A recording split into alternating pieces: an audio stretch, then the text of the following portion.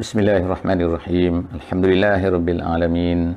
Wassalatu wassalamu ala asyrafil anbiya'i wal mursalin wa ala alihi wa sahbihi ajma'in. Alhamdulillah, bersyukur pada Allah Subhanahu wa taala pada pagi ini sekali lagi kita dapat sama-sama dalam sesi tafsir Quran secara ringkas. Alhamdulillah.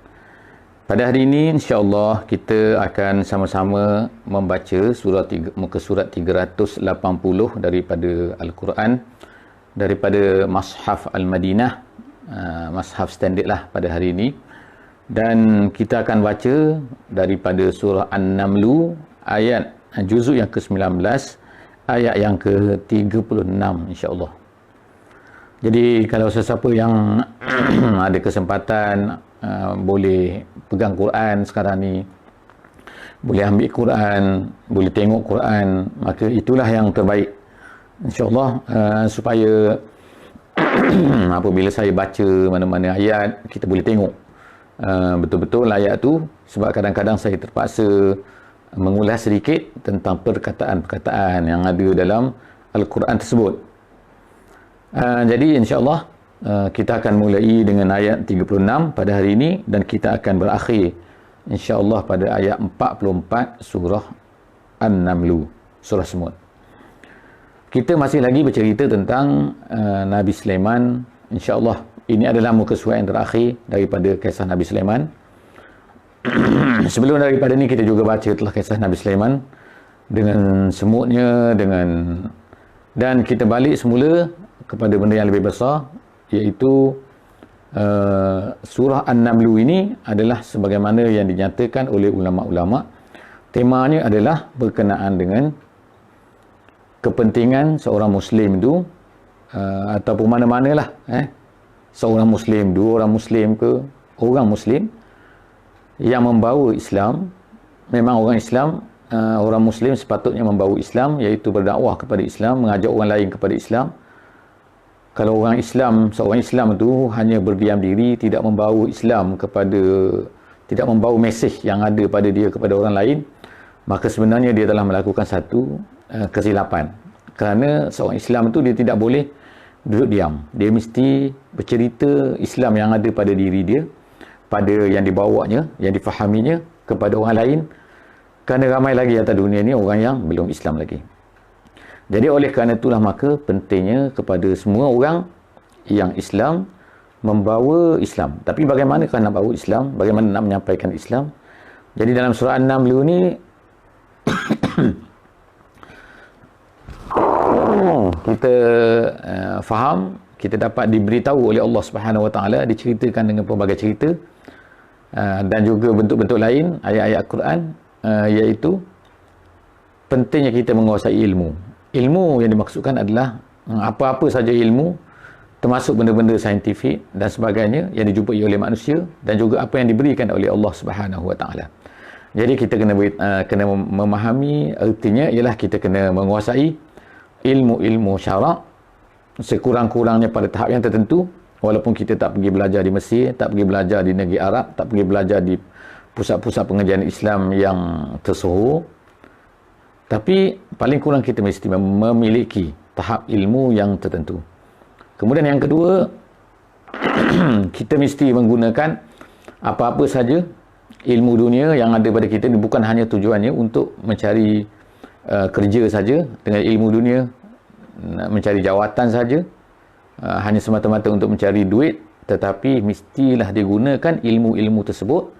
Umat Islam mesti menguasai ilmu tersebut demi untuk digunakan untuk mencapai maslahah Islam, iaitu dengan digunakan untuk menyebarkan Islam. Jadi kita baca kisah Nabi Sulaiman sekarang, iaitu apabila Nabi Sulaiman telah mendengar daripada Hudhud, Nabi burung Hudhud mengatakan begini dan begini, aku satu benda, maka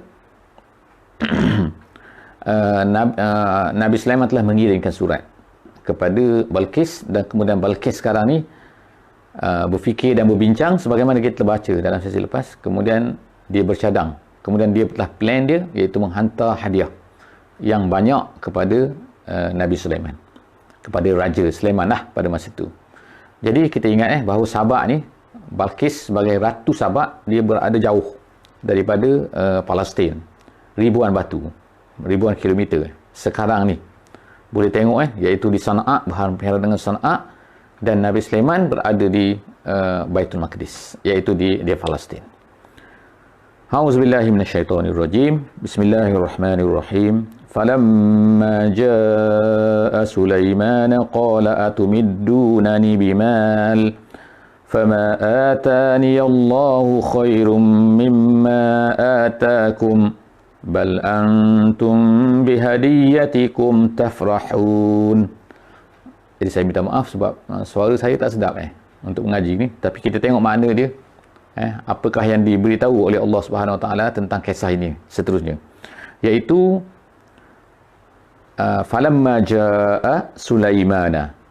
Jadi tengok kat situ bukannya Sulaiman yang datang, tetapi apabila jaa siapa? Iaitu utusan yang dihantar oleh Balqis kepada Nabi Sulaiman. Sulaimana, sebab itulah Sulaiman tu balik atas.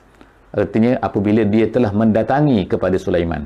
Jadi bila sampailah utusan yang dihantar oleh Balqis tu kepada Nabi Sulaiman, dengan bawalah hadiah-hadiah yang dia telah plan, iaitu hadiah-hadiah daripada Balqis yang sangat banyak pada masa tu.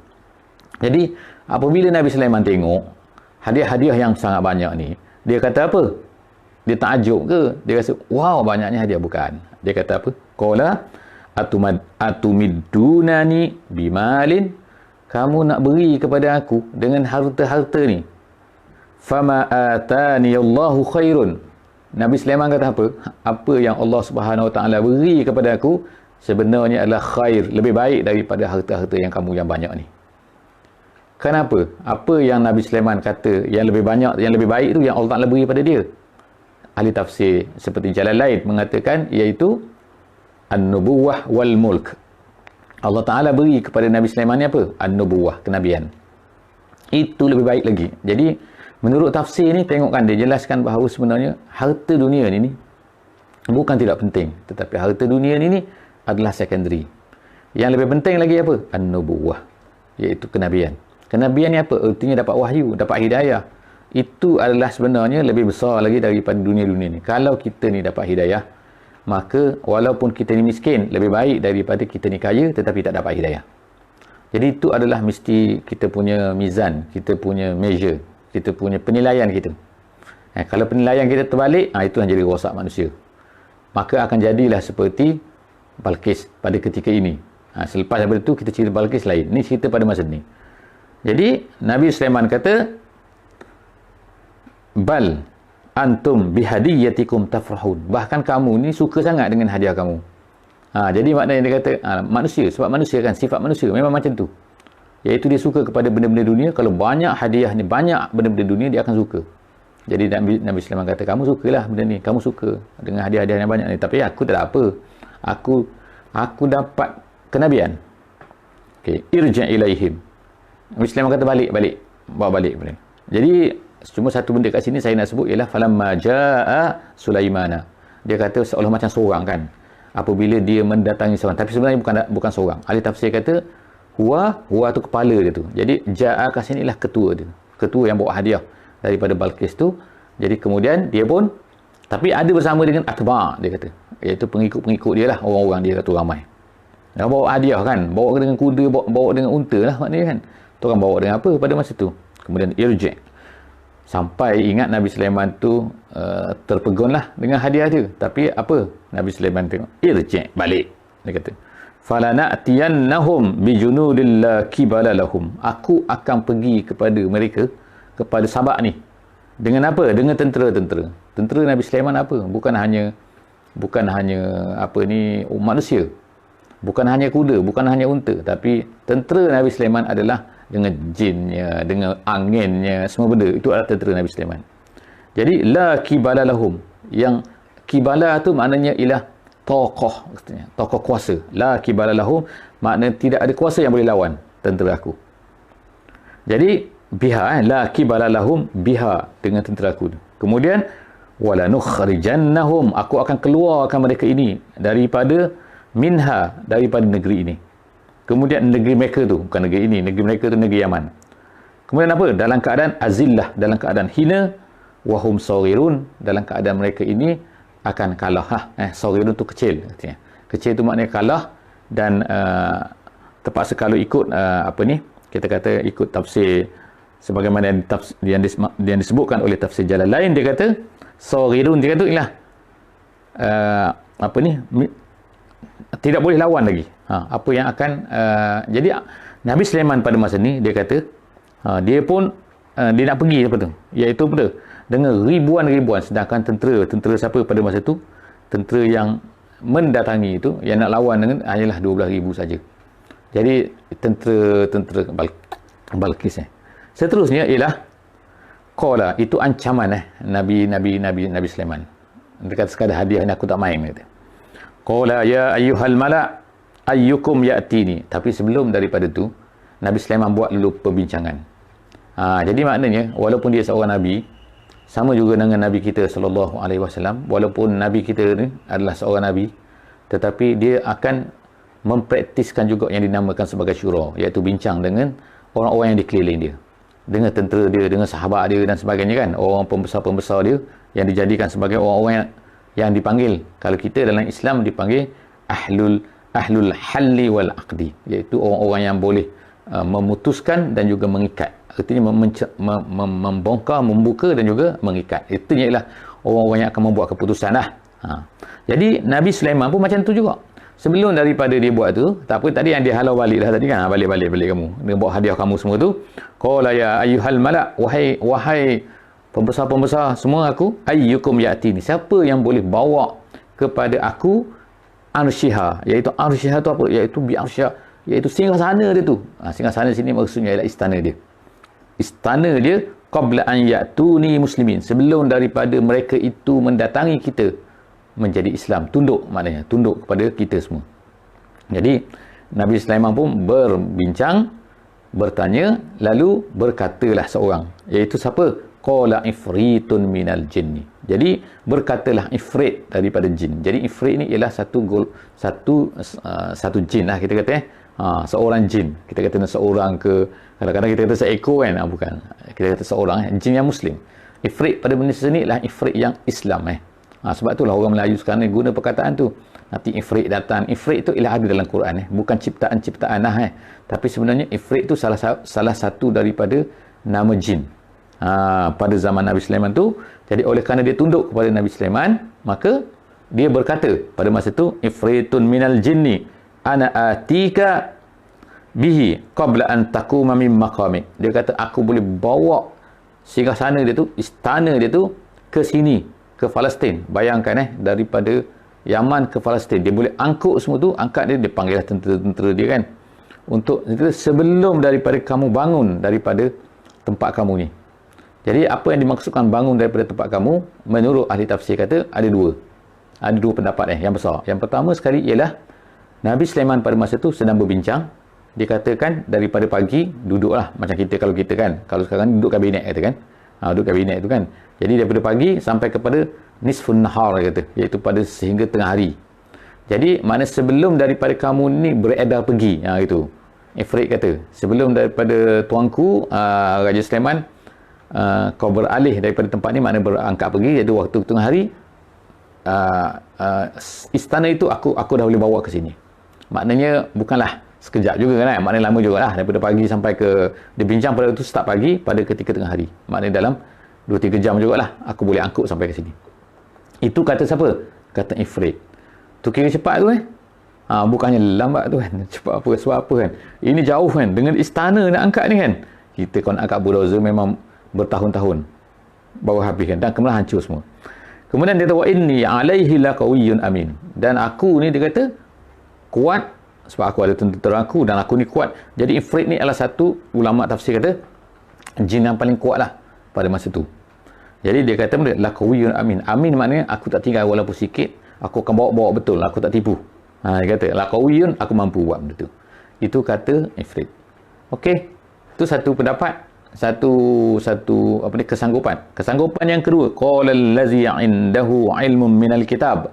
Tapi ada pula seorang lagi yang lain, yang dia siapa dia ni?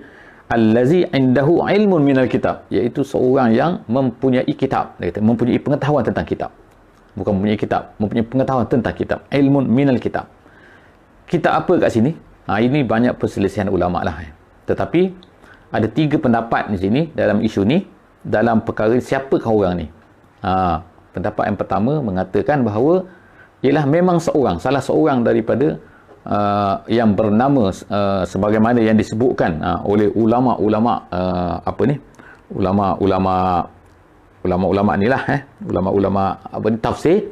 Dia kata orang ini ialah bernama, nama dia Asif bin Bakhiyar. Dia kata Asif bin Bakhiyar ni ialah salah seorang daripada umat Nabi Sulaiman alaihissalam. Jadi dia Asif ni, Asif dengan sod, bukan dengan sin. Asif, kalau Asif itu maknanya maaf, minta maaf. Asif gitu. Asif bin Bakhiyar. Jadi dia ni seorang yang mempunyai kitab, dan dia seorang yang di zaman Nabi Sulaiman tu, kalau dia berdoa, maka Allah Taala akan makbulkan doa dia.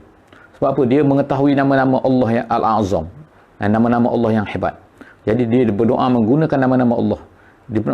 Jadi ramailah orang minta dengan dia. Biasanya orang minta, dia akan berdoa kepada Allah, Allah Ta'ala akan beri. Itu Asif. Itu satu pendapat lah. Pendapat dalam al-tafsir yang masyhur, sebagaimana yang disebutkan dalam tafsir jalan lain. Tapi ada lagi pendapat lain. Pendapat lain ialah orang itu ialah Nabi Sulaiman sendiri. Bukan orang lain, tapi Nabi Sulaiman sendiri.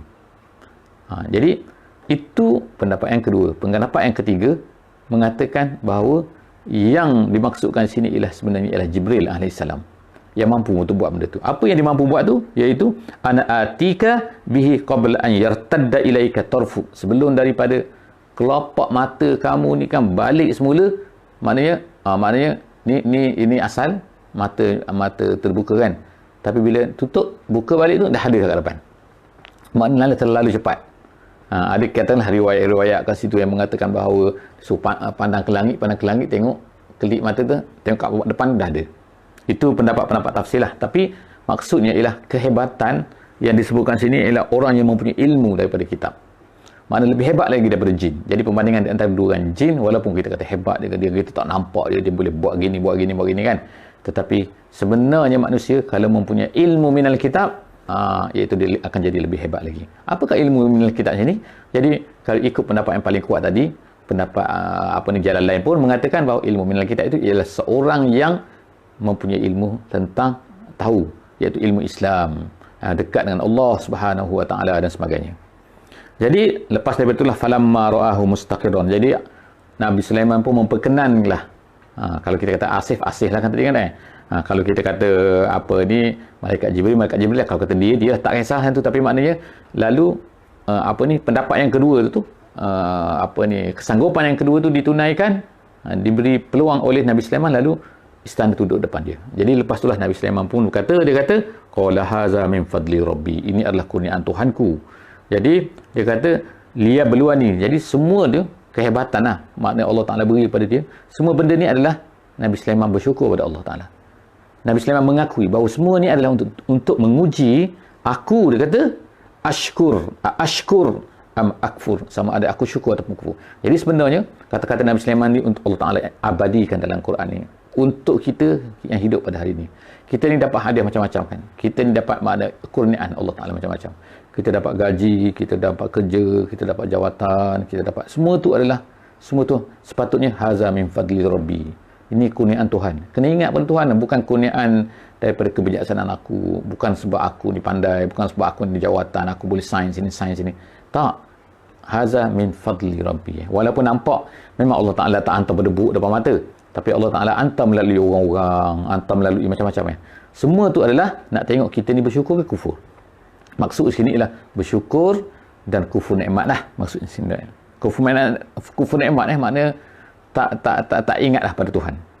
Kemudian wa man syakara fa innama yashkuru li nafsihi. Siapa yang bersyukur, dia sebenarnya bersyukur pada dirinya sendiri. Wa man kafara fa inna rabbi ghaniyyun karim. Jadi maknanya manfaat itu, kalau orang tu bersyukur, sebenarnya ialah Allah Ta'ala akan memberi nikmat lagi pada dia. Allah Ta'ala akan memberi pahala pada dia. Tapi kalau dia tak bersyukur, adakah dia akan mencacatkan Allah Subhanahu wa Ta'ala? Tidak.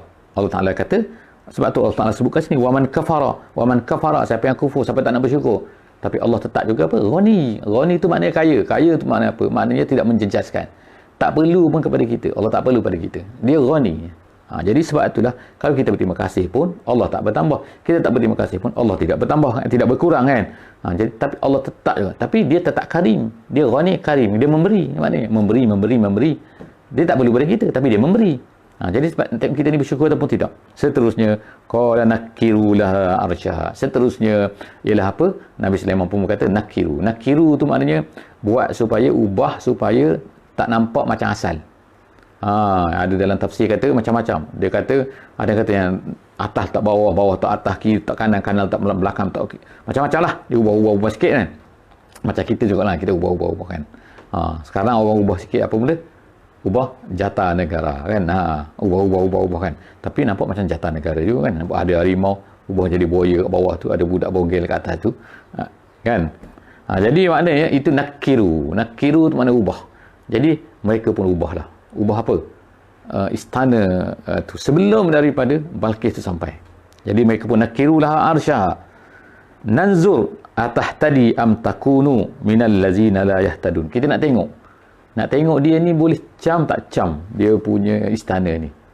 Kita nak tanya nanti Balqis, kata Nabi Sulaiman. Okey, lagi falamma ja'at, bila Balqis pun sampai, qila aha kaza arsyuk, bila dia sampai ke Palestin, maka tengok ada istana kat situ. Istana tu jadi ditanyalah kepada Balqis tu, qila, dikatakan siapa yang berkata tu, Nabi Sulaiman sendiri ke ataupun ni, itu banyaklah riwayat ni. Jadi kita kata aha kaza arsyuk, macam ni ke istana kamu, macam ni ke? Jadi Balqis pun tengok dia kata ka'annahu huwa, dia kata lebih kurang macam ni lah. Ada mesh dia kata, ada serupa, ada macam jadi dia tak kata na'am, dia tak jawab ya, dia tak kata macam tu. Sebab apa? Sebab soalan dia tu adalah soalan, dikatakan kat sini ulama tafsir kata, kalau ditanya dia kata ini arash kamu, ini istana kamu, nanti akan jawab ya, nanti ya jawapan dia. Tapi tak, ditanya soalan tu kaza arsyuk, jadi ni bentuk dia ialah soalan terbuka. Adakah seperti ini? Jadi dia pun jawablah ya, macam dekat-dekat macam istana aku. Macam itulah dia kata wa utina al-ilma min qabliha wa kunna muslimin.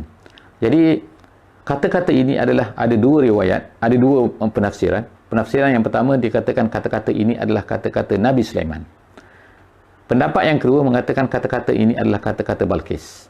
Jadi ada dua pendapat kat sini. Yang maksud kata-kata ini ialah apa? Maksud kata-kata ini ialah, kalau ikut dalam terjemahan dia kata ialah terjemahan dia kata maka boleh minta maaf, dia kata boleh jadi inilah dia kata Balqis, dan kami telah diberikan ilmu pengetahuan sebelum berlakunya mukjizat ini, dan kami pula adalah tetap berserah diri kepada Allah Subhanahu wa taala. Jadi itu adalah kata-kata yang mana boleh jadi dua. Boleh jadi menyesalnya Balqis dengan apa yang telah berlaku sebelum daripada ni, ataupun ini adalah kata-kata Nabi Sulaiman. Jadi itu ada dua pendapat. Saya tak ulah panjanglah tentang isu ni. Jadi wasaddaha ma kanat ta'budu min dunillah. Okey, wasaddaha. Jadi kenapa kalau macam tu dia ni sebelum daripada ni tidak beriman, Balqis tidak beriman. Jadi dia kata wasaddaha ma kanat ta'budu min dunillah. Dianya terhalang, tak nampak bahawa sepatutnya ni dia ni beriman kepada Allah, sepatutnya dia menyembah Allah. Jadi samalah juga apa yang berlaku pada hari ini. Ramai manusia ni tidak menyembah Allah Subhanahu Wa Taala. Kenapa mereka tidak menyembah Allah? Jadi mereka tak nampak. Kan, mereka tak nampak, kalau dilindungkan, terhalang. Innaha kanat min qaumin kafirin. Dulunya, ini cerita dulunya dia tu, iaitu Balqis, adalah termasuk daripada orang-orang yang kafir. Jadi dulu, tapi sekarang ni dia telah datang menjadi seorang muslim. Dia mengakui, iaitu apa? Selepas berada qila lahadkhulis sarha. Jadi akhir sekali tu kan, akhir sekali cerita dia itulah Nabi Sulaiman itu dikatakan kepadanya masuklah kepada sarh. As-sarha tu ialah satu bangunan istana yang tinggi. yang Nabi Sulaiman pada masa itu. Jadi hebatlah. Istana Nabi Sulaiman pada masa itu dibuat daripada macam-macam, dan di bawah tu ialah dihamparkan dengan kaca. Kaca tu kemudian di bawah diceritakan di bawah kaca tu ada air pula. Jadi sehingga kaca tu, kita berjalan di atas tu kaca tu seolah macam berjalan di atas air. Tu kehebatan as-sarhu Nabi Sulaiman. Jadi dia suruhlah masuk Balqis ni. Masuk sekarang Balqis. Qila laha udkhulis sarha, masuklah kamu ke dalam istana ini. Falamma ra'athu hasibathu lujjah. Bila dia masuk, dia nak berjalan, dia ada, sebelum masuk tu dia ada padang, dia ada macam mana, dataran macam tu. Jadi dia masuk kat situ, dia tengok macam kolam air, dia kata. Wa kashafat an saqaiha. Lalu dia angkat kain dia. Angkat kain dia sikit lah, takut basah kan, bukan angkat selok, bukan selok tinggi, bukan, tak angkat sikit. Jadi qala, dia berkata. Jadi adalah cerita kat sini kan, macam-macam cerita lah. Dia selok kain lah, lepas tu nampak ni macam itu. Cerita-cerita, ada cerita-cerita Israiliyat yang sangat banyak. Jangan percaya lah. Kalau kita tengok, kita baca cerita-cerita ni sebagaimana dia yang diamarankan, diberi amaran oleh kitab tafsir, sebagaimana disebut oleh Al-Wasit. Dia kata, dia sebutkan banyaklah cerita-cerita mengarut daripada Bani Israel yang dipanggil Israiliyat, yang daripada dulu, bukan cerita daripada hadis, bukan cerita daripada Nabi SAW, tapi cerita Bani Israel yang mengatakan bahawa di Sailat tu nampaklah Nabi Sulaiman pun tengoklah kain maka terpergung lah. Itu cerita-cerita mengarut tu. Yang ceritanya ialah dia mengangkat sedikit kain dia sebab takut basah, dia kata. Dalam tafsir kata, jadi qala innahu sarhun mumarradun min qawarir. Itu hanyalah, dia kata, bukannya air. Itu hanyalah, dia kata, istana yang dibuat mumarrad. Mumarrad tu makna yang dilincinkan, sampai tak nampak. Mumarrad dihamparkan dengan apa? Min qawarir. Qawarir itu ialah kaca. Kalau sekarang qawarir juga adalah botol. Kadang-kadang dalam istilah Arab juga, kadang-kadang apa ni, qawarir ni adalah maknanya perempuan. Perempuan, Nabi kata. Rifqan bil qawarir, Nabi kata. Kamu berlembut-lembut lah, jaga-jagalah dengan perempuan, jangan kasar-kasar dengan perempuan. Sebab apa? Perempuan ni mudah pecah macam kaca. Itu dalam hadis sebut kan. Jadi istana Nabi Ibrahim pula, Nabi Sulaiman ni ialah qawarir. Dia tu adalah ibarat seperti bukan ibarat, memang betul dibuat daripada kaca yang terhampar tu, kemudian ada air di bawah. Qalat rabbi inni zalamtu nafsi. Jadi ketika itu maka Islamlah Balqis, wa aslamtu ma'a Sulaiman, dan aku masuk Islam bersama dengan Sulaiman, lillahi rabbil alamin. Aku tunduk kepada Allah, aku Islam kepada Allah, Tuhan sekalian alam. Jadi habis kita pada hari ini muka surat 380. Jadi cerita terakhirnya diceritakan bahawa lepas daripada masuk Islam, Nabi Sulaiman pun telah berkahwin dengan dia. Jadi dia balik semula ke negeri Sabak, dan dia tinggal di sana. Dan Nabi Sulaiman berulang alik lah daripada negeri Sabak. Kadang-kadang Nabi Sulaiman pergi ke sana dan balik ke Palestin. Begitulah cerita dia yang terakhirnya kan. Dan selepas daripada kematian Balqis ni, diceritakan bahawa tamat dan jatuh kerajaan dia, kerajaan Sabak ini. Dan selepas daripada tu cerita lain pula lah kan. Tu cerita, kita akan tengok pula apa cerita Sabak ni dalam surah Sabak, insya-Allah. Setakat itu saja untuk hari ini. Aku qauli hadza wa astaghfirullahal azim li wa lakum. Wassalamualaikum warahmatullahi wabarakatuh. Subhanakallahumma bihamdik, nashhadu an la ilaha illa anta, nastaghfiruka wa natubu ilaik. Bismillahirrahmanirrahim.